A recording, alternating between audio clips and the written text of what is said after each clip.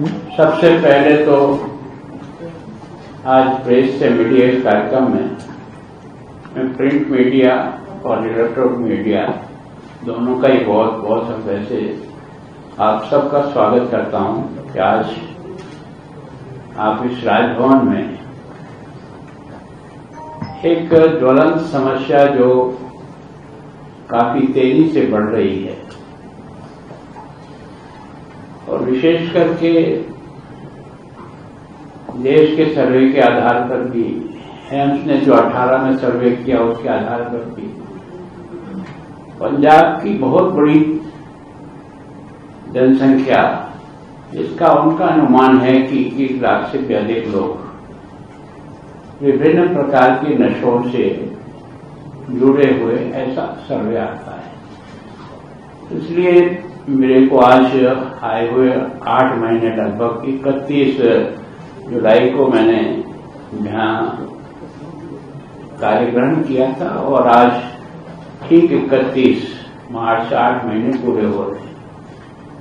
मैंने यहाँ जो कुछ अनुभव किया, जो लोगों से मिला, क्षेत्र में भी घूमा, बॉर्डर के जिले में भी जाने के बाद और सब तरफ से आपके मीडिया के माध्यम से और बाकी जानकारी के माध्यम से क्राइम रिपोर्ट के आधार पर भी मुझे लगा कि ये समस्या वास्तव में पंजाब के लिए एक चुनौतीपूर्ण बन रही है। इसमें कैसे हम जनता को साथ देकर जो लोग भी यहाँ नशा मुक्त पंजाब बने, इसके लिए पिछले कई वर्षों से प्रयास कर रहे हैं। कई धर्मगुरु भी इस बारे में अपना काम कर रहे हैं। कई स्वयंसेवी संस्थाएं भी इस नशे के खिलाफ अपने अपने स्तर पर कार्यक्रम कर रहे हैं।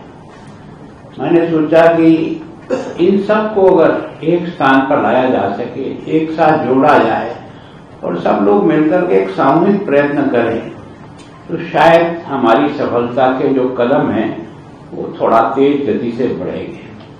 इसी बात को सोच करके मैंने अपना यह पैदल यात्रा का कार्यक्रम बनाया था।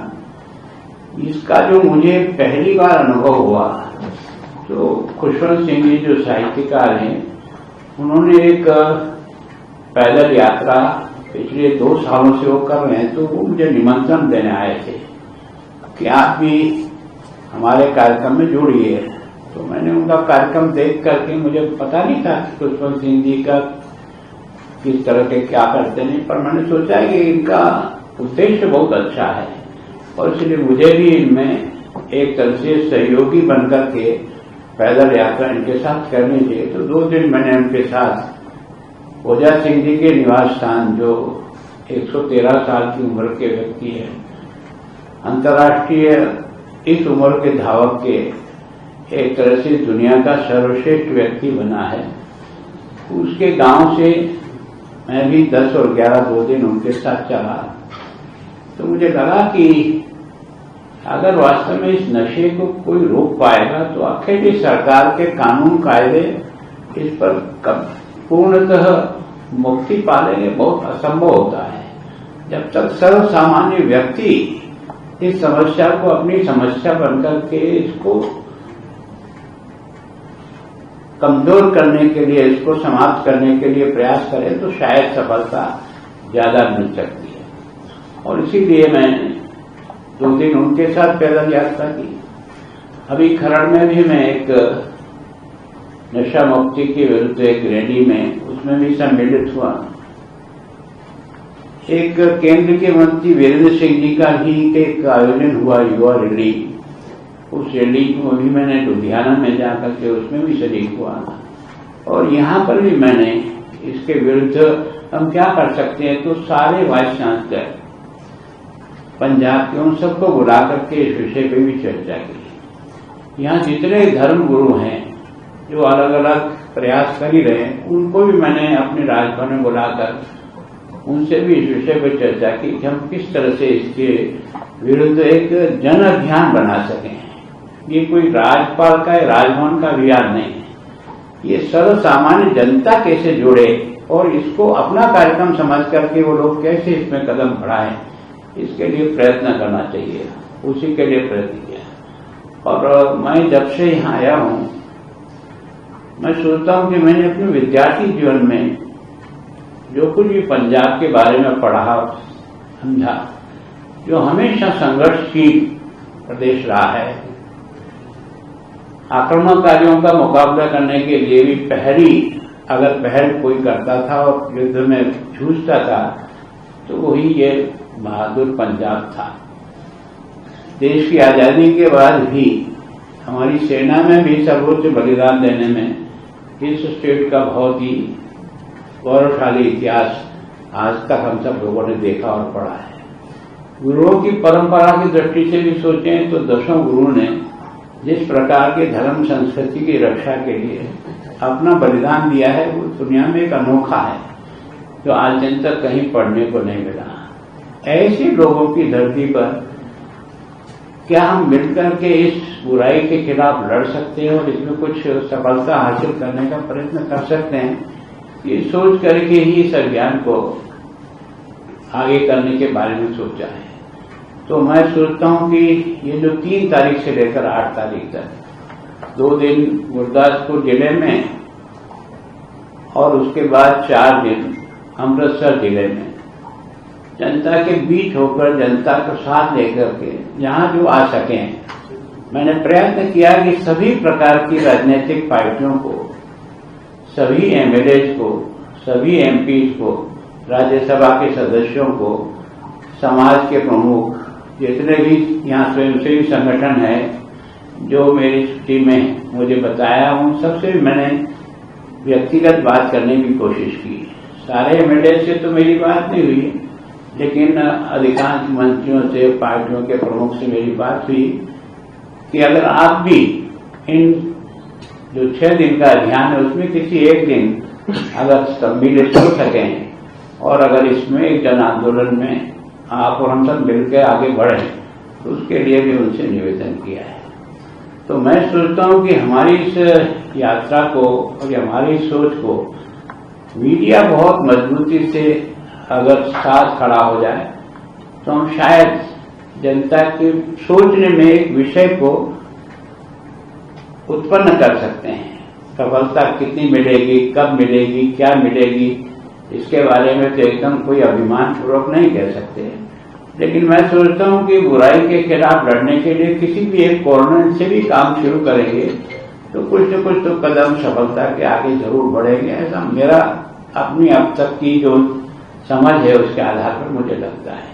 तो मैं सोचता हूँ इस यात्रा में आप सब लोग भी कैसे सहयोगी बनकर के इसको आगे बढ़ा सकते हैं।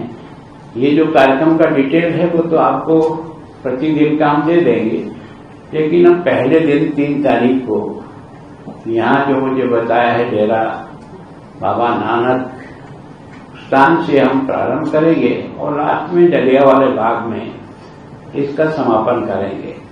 जलियांवाला बाग के दिन मैंने मुख्यमंत्री से बात की है कि अगर 8 तारीख को आप भी इसमें सम्मिलित हो सकें तो ये कार्यक्रम अच्छा बनेगा।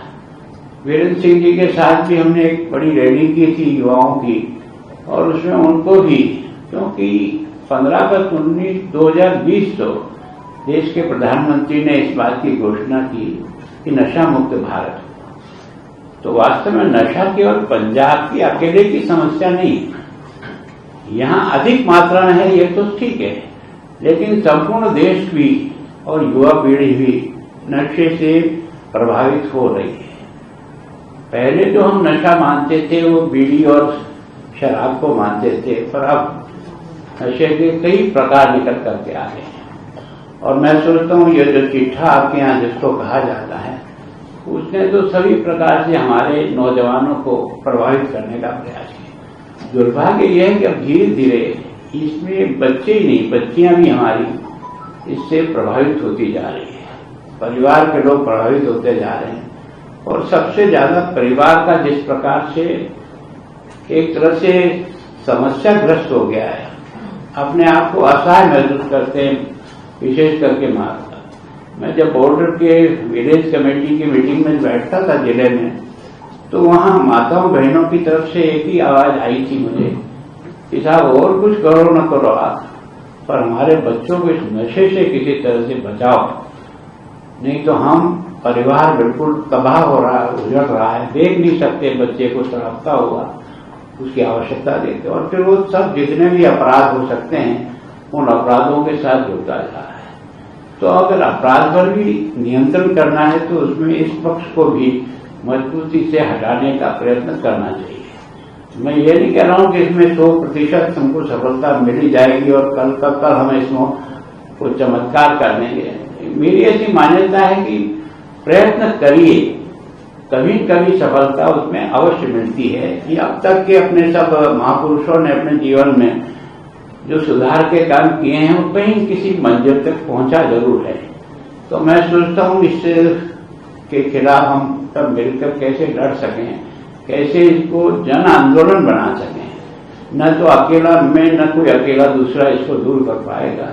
जब तक जनता और विशेष करके माता और बहनों को इस आंदोलन से हम कैसे जोड़ सके और उनका साथ कैसे ले सके, तो मैं सोचता हूं प्रयत्न करेंगे कि जो गांव नशा मुक्त होता है उसको कोई विशेष सहायता देने का काम करें, है ना। उस गांव का नशा मुक्त है वो उसका बोर्ड लगाए। अगर कोई विश्वविद्यालय कहता है कि मेरा विश्वविद्यालय नशा मुक्त है तो विश्वविद्यालय भी अपने बाहर बोर्ड लगाए। अगर कई जहां जैसे स्थान हैं तो लोगों में किस प्रकार से इसका जागरण हो, इसके लिए प्रयत्न करने का एक प्रयास किया है। आप सब लोगों का अगर सहयोग मिलेगा तो हम शायद 2 कदम सफलता की ओर बढ़ सकेंगे, ऐसा मेरा विश्वास है। आप सब लोग यहाँ आए, मैं आपका स्वागत करता हूँ राजभवन में।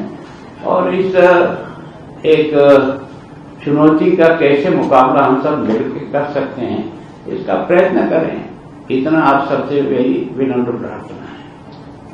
सर, आपने जिनको इनवाइट किया है, सीएम का आपने जिक्र किया, कुलदास संधवा स्पीकर का आपने लेटर लिखी है, कंफर्मेशन आई कि वो ज्वाइन करेंगे या? देखो, मेरी उनकी व्यक्तिगत बात हुई है आमने सामने।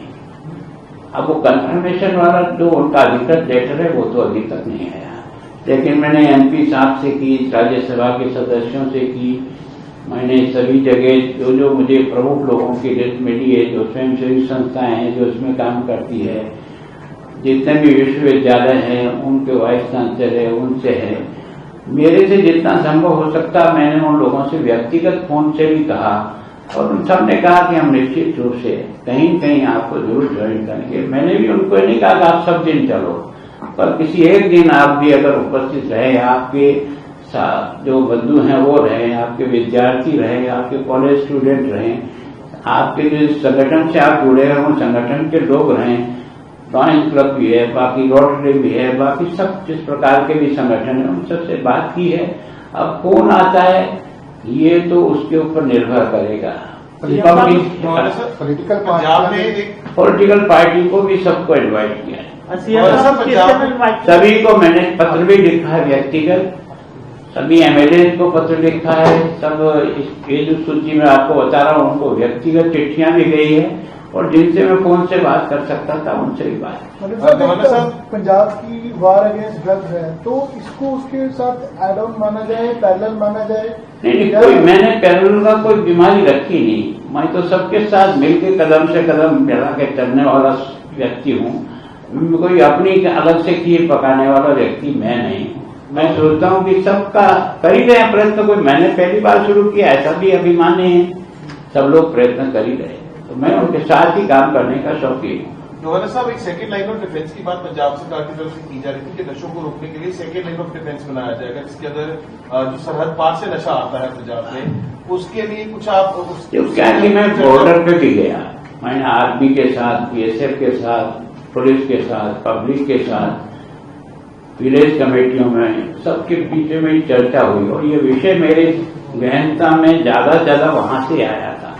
और जो आजकल पाकिस्तान ने है ना सीधा युद्ध में तो उसने माना कि भारत के साथ मुकाबला करना असंभव है, तो उसने इस प्रवृत्ति को आगे बढ़ाने के लिए ड्रोन के माध्यम से पिछले लंबे समय से वो ड्रग और इस प्रकार के सामान को भेज रहा है। तो बॉर्डर के सब लोगों से बात करने से लगा कि हमने जो बड़े ड्रोन आते थे वो तो विजिबल हो जाते थे, तो उनको हमने गिरा दिए। वो काफी कॉस्टली भी होते थे, इसलिए वो भेजना उन्होंने बंद कर दिया। अब छोटे छोटे ड्रोन आते हैं। कुछ ड्रोन तो ऐसे हैं जो विजिबल नहीं होते हैं, आवाज सुनाई देती है केवल। और उसमें भी ड्रोन में सफलता लेने के लिए जब तक लोकल लोग की मदद नहीं होगी तब तक सफलता। तो लोकल लोगों ने भी अच्छा कॉम्बिनेशन होने के कारण से उनकी सूचना के आधार पर भी लगातार जो रिकवरी हो रही है या गिराए जा रहे हैं वो बहुत अधिक है। लेकिन आज भी वो बंद नहीं हुए। पहले हमको 9 एंटी ड्रोन मिले थे होम डिपार्टमेंट से, उसका हमने उपयोग किया। उसमें कुछ बॉर्डर को इस दृष्टि से एंटी ड्रोन का उपयोग करके कुछ काबू किया। फिर मैं गृह मंत्री से मिला था, तब उनको और हमने मांगा तो उन्होंने 22 ड्रोन हमें और दिए हैं। तो इस तरह से हम बॉर्डर पर चेंज कर करके उसका उपयोग करते हैं, एक ही जगह फिक्स नहीं किया है, और उसमें सफलता तो मिल रही है।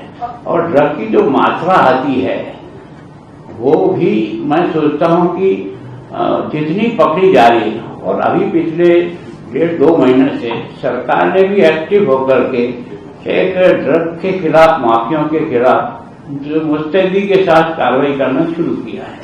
और उनका भी ये बार बार कहना है कि हम इसको और समाप्त कर देंगे। अभी होम मिनिस्टर साहब का भी, अमित शाह जी का भी पत्र हम सबको मिला। उन्होंने भी कहा कि इस एनडीपीएस एक्ट के खिलाफ मजबूती के साथ कार्रवाई करिए और उसके मेन सोर्स तक पहुंच करके उसको नष्ट करने के लिए जो भी कर सकते हो। और यहाँ पुलिस ने पंजाब में भी हमें संपत्तियों को भी गिराया है, कब्जा किया है। तो ऐसे लोगों के खिलाफ कार्रवाई की। और बड़ा सुखद यह है कि सजा का परसेंटेज सबसे ज्यादा अगर कहीं है एनडीपीएस एक्ट का तो वो पंजाब में है। सर आपके एक मिनट बोल रहे हैं। हाँ बोलो। पंजाब में बहुत देर से बॉर्डर एरिया डेवलपमेंट फंड जो है वो बंद पड़ा है। मेरा ख्याल है आपने उसके लिए काफी एजेंट से मदद भी मांगी हुई है। तो निश्चित रूप से पहले बॉर्डर डेवलपमेंट फंड लगातार आता था, पिछले कुछ समय से बंद है। मैंने बात की है दिल्ली भी जाकर के, वो वापस शुरू कर रहे हैं। और अभी तक तो शुरू होने की सूचना हमारे पास में नहीं है, पर उन्होंने ये आश्वस्त किया है कि निश्चित रूप से बॉर्डर डेवलपमेंट का फंड फिर से हम जारी करेंगे। और प्रधानमंत्री जी का जैसा कहना है कि वो अंतिम गांव नहीं है, वो हमारे लिए पहला गांव है। और उसके डेवलपमेंट की दृष्टि से जो जो भी हम कर सकते हैं आप भी करिए और हम भी करेंगे। कितना फंड जो फंड रिलीज नहीं हो रहा होना चाहिए, फंड कितना है कि जो फंड रुका हुआ है इसके लिए जो बॉर्डर नहीं वो अभी जारी नहीं हुआ, पहले आता था। ये कितना डिमांड किया? ये डिमांड नहीं करते हैं, ये तो सारी बॉर्डर चैन है। हमारा बॉर्डर 533 किलोमीटर है, तो सारे बॉर्डर पर सभी डिस्ट्रिक्ट को ये फंड जाता है, सरकार के माध्यम से जाता है। पहले भी जाता था, हम राजस्थान में भी, हमारे बॉर्डर पर भी बॉर्डर डेवलपमेंट फंड आता था, जिसके कारण से अंतिम क्षेत्र के जो विलेज हैं उनकी समस्याओं को सुलझाने में इस फंड का उपयोग करके डेवलपमेंट होता था। पंजाब की कुछ एग्रीकल्चर लैंड ऐसी है जो जीरो लाइन के बिल्कुल पास है, निश्चित उसको रूप से ट्रांसफर करने की मांग भी हो रही है। नहीं, वो मैंने स्वयं ने भी जाकर के वहाँ विलेज कमेटी के साथ जब बात की तो कुछ एरिया ऐसा है जहाँ 2-2 किलोमीटर 3-3 किलोमीटर भी हमारे फेंसिंग से आगे भी हमारे लोगों की खेतियां हैं, जहाँ वो जाते हैं लेकिन फिर भी उनको समय पे संभालने में दिक्कत आती है। तो उन्होंने कुछ जगह तो फेंसिंग को थोड़ी यहाँ से हटा करके आगे बढ़ा दें, जिसके कारण से तो अभी केंद्र सरकार ने 9 किलोमीटर आगे करने का तो सैंक्शन दे दी, उसका पैसा भी दिया है, वो काम शुरू हो जाएगा। लेकिन फिर भी कई खेत ऐसे हैं जो बॉर्डर के उस पार है, तो उसके खेती के लिए चौकियां बनाई हुई है, वहां से वो लोगों को भेजते हैं और वापस रिसीव करते हैं। तो प्रॉब्लम है ये, इसमें कोई दो राय नहीं। लेकिन कुछ जिलों को उनकी खेती के डेवलपमेंट का पैसा उनको मिलता है, सालाना 10,000 रुपया प्रति हेक्टर के नाते भी वो हर साल पेमेंट उनका हो रहा है किसानों को, ताकि उनको जो नुकसान हो रहा फसल का समय पे देख रेख नहीं करने का, तो उसकी भरपाई कर रही है। तो लैंड ट्रांसफर की बात होती है सर, उसकी तो बात हुई है। काफी किसान कहते हैं कि हमारी लैंड यहाँ से आप खरीद लो, कहीं और जगह हमको सैंक्शन कर दीजिए। ये विषय मेरे सामने तो आमने सामने तो आया नहीं। ये जरूर आया था कि हमको अपने खेती को संभालने में दिक्कत आती है। जहां आपको लगता है कि फेंसिंग को चेंज किया जा सकता है और हमको रिलीफ दी जा सकती है, वहां करें। जहां नहीं है वहां जाने का समय की अवधि हमारी बढ़ाई जाए, जिसके कारण से हम इसको ठीक प्रकार से देख सकें। सर, पंजाब में जो कैंपेन चला रखा है, एंटी ड्रग कैंपेन, जो उसकी आप भी तारीफ कर रहे हैं, पर पॉलिटिक्स बहुत होती रहती है इस मुद्दे के ऊपर। विपक्षी पार्टियां तो सवाल कर रही हैं कि देखिए 3 साल बाद कैंपेन चलाया है सरकार ने। देखो, मैं सोचता हूं कि विरोधी पार्टियों का उनका धर्म है, वो अपने अपने धर्म का निभा रहे होंगे, पर मैं सोचता हूं मैं राजनीतिक पार्टियों से ऊपर पंजाब हित सबसे पहला है। उस हित के लिए अगर मिलकर के कुछ किया जा सकता है तो करना चाहिए। और जो भी जब भी शुरू करता है अच्छा ही है, कोई सा नुकसान तो होने वाला नहीं है। कम से कम कुछ न कुछ फायदा ही होगा, देर से भी आए मान लो, पर अगर सही दिशा में काम करे तो उसको अच्छा मानना चाहिए। गवर्नर साहब, अकेला ड्रग से नहीं, एक माइनिंग का भी काफी ज्यादा मुद्दा जो है वो बॉर्डर के ऊपर था, उसको लेकर कुछ आपके नोटिस में आया? क्योंकि बॉर्डर के ऊपर क्या जा रहा था, उसके ऊपर हाईकोर्ट में भी संज्ञान नहीं आता। देखो, अभी एकदम मैंने तो केवल एक समस्या के बारे में, समस्या तो और कई तरह की हैं जो आप भी हमेशा अपने मीडिया के माध्यम से जनता तक पहुंचाते हो, हमें भी पहुंचती है, लेकिन सबके बारे में एकदम आज की तारीख में मैं कोई बिल्कुल ठीक जवाब दे पाऊंगा ऐसा तो संभव नहीं है। पर मैं सोचता हूँ जो भी मेरे पास आता है, मैं सामान्यतः हर व्यक्ति को मिलता हूँ, सुनता हूँ, समझने का प्रयास करता हूँ, मुझसे कुछ मदद हो सकती है तो करने का प्रयास करता हूँ।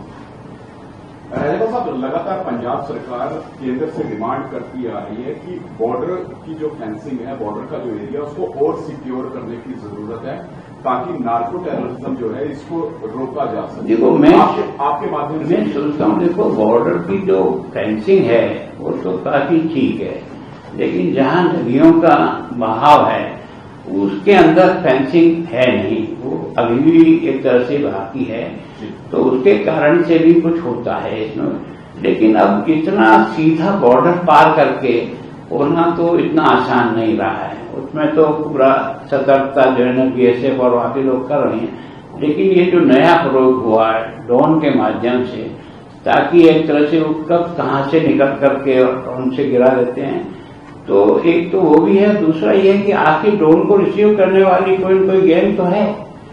जब तक उस गैंग का पता करके नहीं तोड़ेंगे तो छोटे मोटे लोगों को जो कैरियर का काम करते हैं 10,000 और 20,000 रुपये में, उनको पकड़ करके उनकी गिनती बढ़ाने से तो मैं उसको कुछ उचित नहीं है। उनके माध्यम से सोर्स तक पहुंचना, इसके लिए प्रयत्न करें। DG साहब से मेरी बात भी, और तो ठीक है, आप पहले इतना करिए कि जहाँ विश्वविद्यालय और कॉलेज और हमारे स्कूल चलते हैं उसके आजू बाजू में तो कम से कम कोई ट्रक की दुकान, पान की दुकान पर ये छोटी छोटी पुड़कियां जो बेचने का धंधा निकला पेट भरने के लिए, इस पर किसी तरह से उनको पकड़ो, लेकिन उनको जेल डालने मात्र से आपकी समस्या का समाधान नहीं होगा। उनको अपना इन्फॉर्मर समझ करके सोर्स तक जाने का प्रयास करिए ताकि कुछ उस पर हिट कर सकें जिसके कारण से ये ड्रग फैल रहा है। सर, ये घर तोड़े जा रहे हैं, जो आपको लगता है कि ये समाधान है पंजाब में जो बुलडोजर कल्चर बुलडोज किया जा रहा है? देखो, समस्या का समाधान कब होगा ये नहीं है, प्रयत्न करने में कोई नुकसान नहीं है। आज नहीं होगा, कल होगा, कल नहीं होगा, परसों होगा, लेकिन आप किसी बुराई के खिलाफ लड़ने को खड़े ही नहीं हो तो फिर सपने देखते रहें। प्रयत्न करिए, सफलता जब मिलेगी तब मिलेगी। राजेंद्र साहब, सरकार लगातार कह रही है कि पिछले समय से पंजाब के अंदर एक नेक्सस चल रहा था जिसमें कुछ अधिकारियों की भी भूमिका थी, कुछ पॉलिटिशियंस की भी भूमिका थी।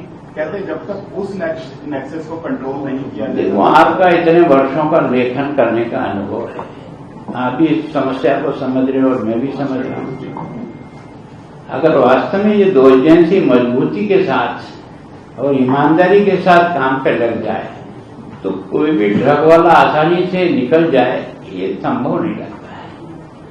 अब इस पर कितना प्रहार हो सकता है करने का प्रयास कर रहे हैं, उनके खिलाफ भी कार्रवाई कर रहे हैं।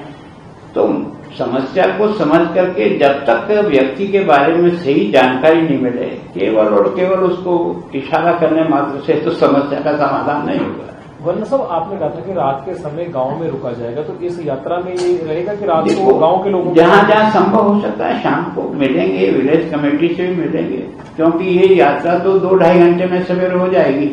कारण क्या है कि रोजाना 7 किलोमीटर, 6 किलोमीटर, 7.5 किलोमीटर इतनी ही यात्रा है, तो वो तो सवेरे 7-7:30 शुरू करेंगे, 9-9:30 तक पूरी हो जाएगी। उसके बाद जहाँ जहाँ भी रुक करके विलेज कमेटी से मिल जाता है, वहाँ के अधिकारियों के साथ बातचीत हो सकती है और वहाँ के संगठनों से बात हो सकती है, कुछ और कोई आधार बन सकते हैं, तो उस समय का सदुपयोग करेंगे। धन्यवाद आप सबका। चाहते हैं कि आप सब लोग भी इससे मन से जुड़ करके सफलता जब देगा कोई चिंता नहीं, अपना प्रयत्न करना नहीं छोड़े।